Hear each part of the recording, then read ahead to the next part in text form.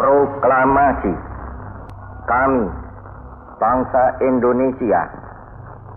Dengan ini, Proklamasi 17 Agustus 1945 baru sekitar 1 bulan dikumandangkan, pasukan Inggris tiba-tiba mendarat di Jakarta pada pertengahan September 1945 dengan nama Netherlands Indisch Civil Administration atau NICA.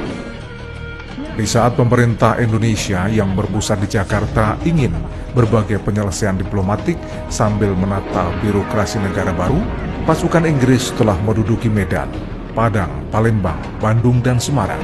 Kondisi itu tentu sangat mengkhawatirkan, sebab jika terjadi perang, secara sistematis, Tentara Keamanan Rakyat (TKR) tak bisa mengalahkan tentara sekutu karena senjatanya lengkap dan keahlian militernya jauh lebih memadai. Atas saran Jenderal Sudirman, Bung Karno diminta mengirim utusan khusus kepada Kiai Hasyim Asy'ari di Pondok Pesantren Tebu Ireng, Jombang. Tujuannya untuk meminta fatwa tentang hukum berjihad membela negara. Kiai Hasyim lalu memanggil Kiai Wahab Hasbullah dari Tambak Beras. 22 Oktober 1945, seluruh delegasi Nahdlatul Ulama se-Jawa dan Madura berkumpul di kantor pusat Ansor di Surabaya.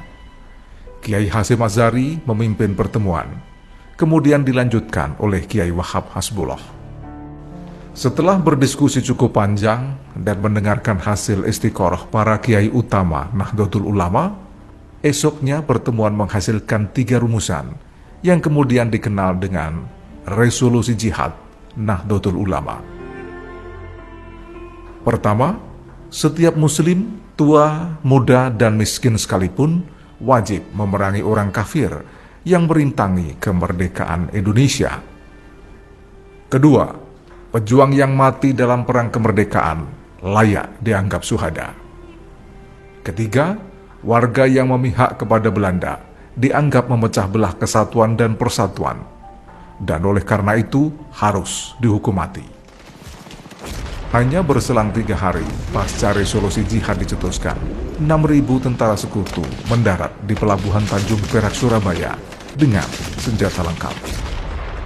Mendengar kedatangan pasukan sekutu, ribuan santri, mujahidin, dan para kiai se-Jawa Timur bergerak menuju Surabaya, dan situasi pun terus memanas.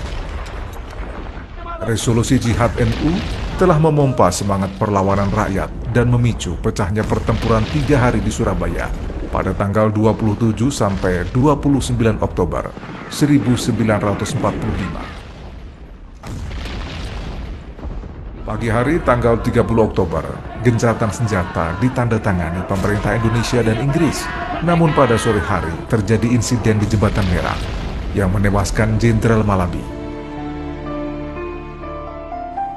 Pengganti Malabi yaitu Jenderal Robert Mention lalu memberi ultimatum Laskar Perjuang dan tentara Indonesia agar menyerahkan senjata kepada Inggris paling lambat 10 November. Jika tidak, maka tentara Inggris akan meluluh lantakkan Surabaya dari 3 arah sekaligus. Seorang pemuda bernama Sutomo, atau yang lebih akrab dipanggil Bung Tomo, menemui Kiai Hasyim dan Kiai Wahab Hasbullah. Ia meminta izin untuk menyebarluaskan resolusi jihad melalui radio. Saudara-saudara, kita semuanya, kita bangsa Indonesia yang ada di Surabaya ini, akan menerima tantangan tentara Inggris itu. Dan kalau pimpinan tentara Inggris yang ada di Surabaya ingin mendengarkan jawaban rakyat Indonesia, ingin mendengarkan jawaban seluruh pemuda Indonesia yang ada di Surabaya ini, dengarkanlah ini, tentara Inggris. Ini jawaban kita. Ini jawaban rakyat Surabaya. Ini jawaban pemuda Indonesia kepada kau sekalian. Selama banteng-banteng Indonesia masih mempunyai darah merah yang dapat membuat setarik kain putih, merah dan putih, maka selama itu tidak akan kita mau menyerah kepada siapapun juga. Kita tunjukkan bahwa kita ini adalah benar-benar orang yang ingin merdeka. Dan untuk kita, saudara-saudara, lebih baik kita hancur lebur daripada tidak merdeka, sebelum kita tetap merdeka atau mati. Dan kita yakin, saudara-saudara, pada akhirnya pastilah kemenangan akan jatuh ke tangan kita. Sebab Allah selalu berada di pihak yang benar. Percayalah saudara-saudara, Tuhan akan melindungi kita sekalian. Allahu Akbar, Allahu Akbar, Allahu Akbar. Merdeka! Merdeka! Pidato Bung Tomo lalu membakar semangat perjuangan rakyat Jawa Timur. Hanya dalam waktu kurang dari 1 bulan, tentara Inggris telah kehilangan 2 jenderal terbaiknya, terbunuh di tangan arek-arek Surabaya. Pertempuran 10 November menyebabkan sekitar 15.000 tentara, laskar, para santri, sukarelawan, dan rakyat Jawa Timur gugur sebagai syuhada.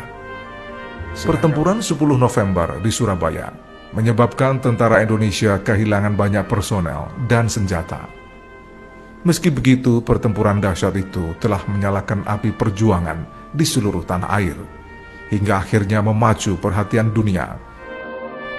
Banyaknya pejuang yang gugur dan rakyat sipil yang menjadi korban pada peperangan 10 November menyebabkan tanggal itu dikenang sebagai Hari Pahlawan.